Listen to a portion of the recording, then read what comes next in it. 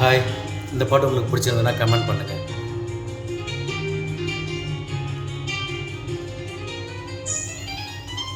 சாரல் விழும் நேரம் வானவில்லை போலே தோன்றிடும் அழகான காதல்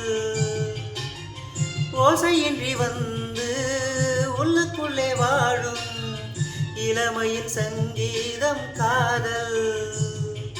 ரயிலின் ஓசை எங்கே சுகநாத ஸ்வரங்களாக இதயம் இரண்டும் இணைந்து ஓடுமா?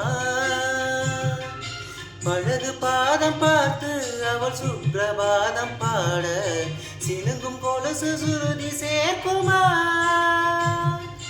கோடி கோடி மின்